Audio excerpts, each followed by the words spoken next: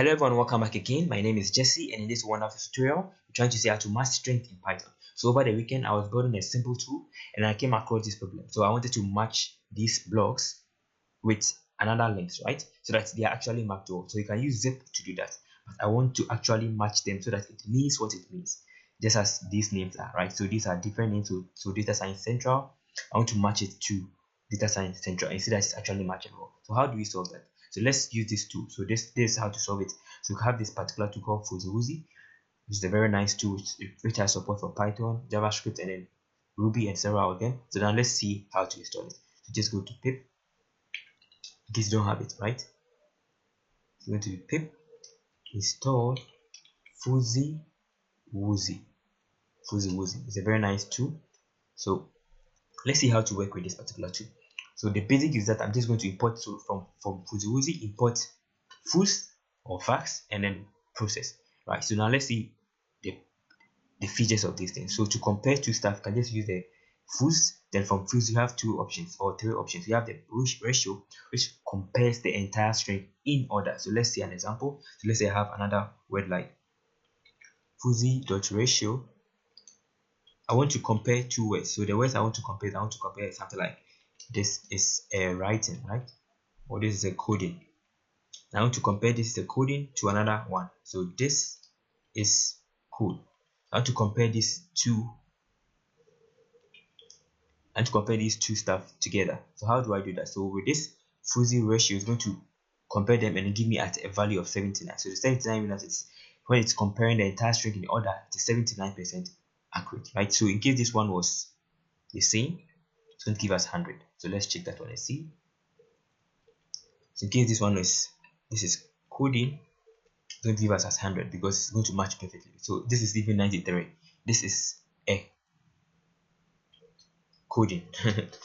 This is a coding. See that this is 100%. So that is actually to match it well. So that is comparing the entire string in order. So now again, there's another feature called the partial ratio, which helps us to compare subsections. So in the same way, I can also use that same stuff that I had.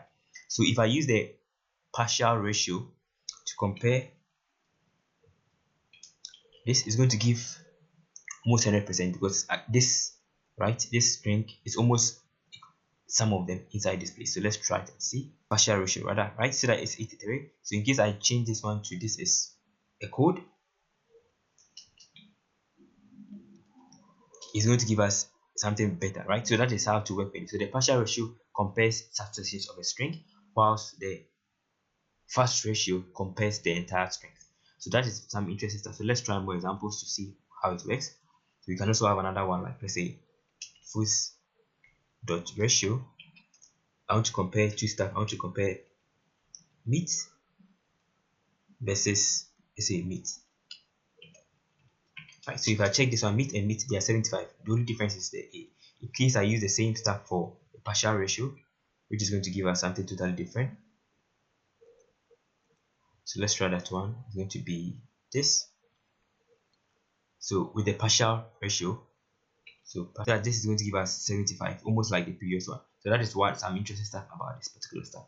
Now let's see some other stuff you can also do. So you can also do token sort ratio, whereby it's going to ignores the word order. This one follows word order. So in case I change it from this is a code, right? It's going to give us a totally different value. But this one does not obey order. This one obeys tokens. So it's going to tokenize the entire stuff and then compare them. So let's see an example. So I have an example here. So we have he eats apples, and then did he eat apples. These are two different sentences. I want to compare them together. Yeah, right? So I'll just use a normal zip function to do that, which is this. Then in case I want to compare them using the normal string stuff for format, you can use string if you want. So if I check it, it's giving us a score of 50. But the partial ratio, he eats apple, he eats, right? It's the same words, but because the order is different, give us total different value. Let's try it on the token sort order. So in this format, I'm going to change this one from this to ratio, right? So if I go with this, it's going to give us totally different value. See that this give us 100%. He eats apples, he eats. It's not obeying the order. It's just following through, right? It tokenizes the entire sentence and then compares them. Did he eat apples? He did eat apples and banana. This is almost the same, but because of the banana, it's why to 76. So that is the basic idea about using the token sort ratio with Fuzzy. Let's see another function or feature of this Fuzzywuzzy. So we have the process.extract. So with the process.extract, you have the option of setting a limit to extract out a particular stuff like this that we have here, or you can also specify a ratio, right? So that is how to do that. So let's see an example. It's going to be quite simple. So we have an example of stuff. Example 3 for the banana that we had. For the apple that we have, not the banana. So he eats apple, right? I want to extract the apples from it. So to do that, I just go with this.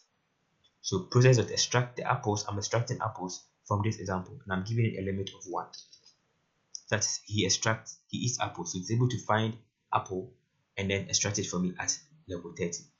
That is one example. So in case I change this one to 2, set the limit to 2, it's going to extract the 2 of them for us in a very simple. So that it's going to extract the 2. He eats apples.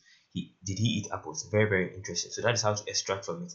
Now again, in case you want to use the particular order, the particular scorer to do that, you can just use this particular format. So let's copy this one and paste.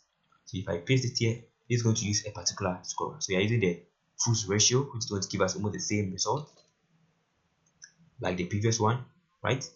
But I can actually change this one and be more specific. Let's try another example of using the scorer. So I'll paste it here, and then let's use partial score. So partial ratio, right? So we're using partial ratio, and then now you see that it's giving us 100, 100. So that is how to add the score, right? The scorer with the particular format that you want to do to the process to extract the particular test. Now let's see how to do the entire stuff for our main task that we had. So let's work on it. So it's going to be our blocks, which we had, and then our links, right? So we had our blocks and our links. So let's check the length of these things. So of these, then we have 40, 40. So I want to be able to match them perfectly together. So let's see how to do that. So I've created a function. Realize that from here we were using a score, right? A particular score.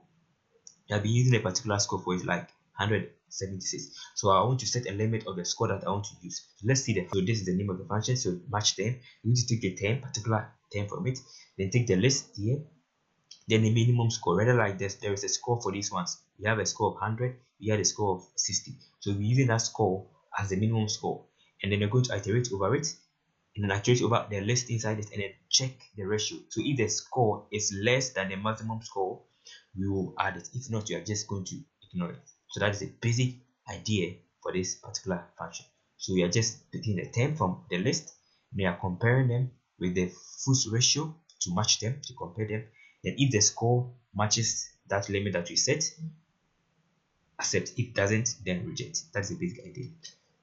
Now let's see how it works. So I in our blocks, then I'm going to print my I. Then what am I going to do? I'm going to use my function to match 10. Then I'm passing in my I for the length, and then the length itself. So that's the basic idea. So let's set the minimum score of something of a different value, because we realize that from here we had a minimum score of 0, right? So let's make it minimum for, let's say, 30. So if I go with this, that's going to give us. Okay, so that this one has given us totally different. So data science central is 56, data tau is 38, KD nugget is give us empty because it doesn't match it totally. Data science central is matching it partially, right? With here is able to match also 40. So that means that around 39 is okay, right? 39 is okay. So we can also change it and then give a different order. So let's copy this one, then let's set it here. So let's make it from 30 to 40, and let's see the difference.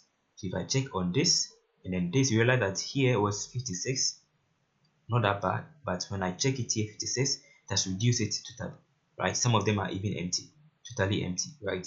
So that means that 40 is okay. So I can use this one to build a dictionary and put them inside. So now let's try that one. So I've already created a dictionary so that it comes faster.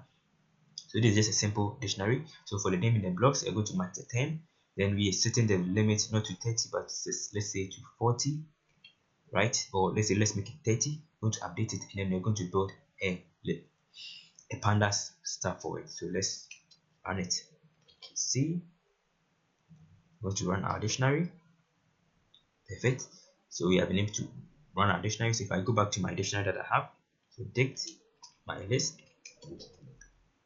that's matched them all. So data science blog, we have this, not that bad. Some of them are empty, but you don't have it. It's not a big deal. You're going to put them inside a Pandas data frame and then try and include it. So let's see how to do that. It's going to be import Pandas PD, and then now we're going to create a data frame. So let's call it as our df. It's going to be pd.data frame. Then we're going to pass in our dictionary, right? Dict our dict list.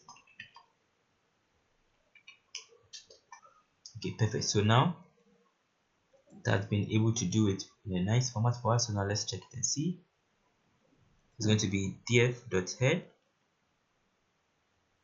perfect.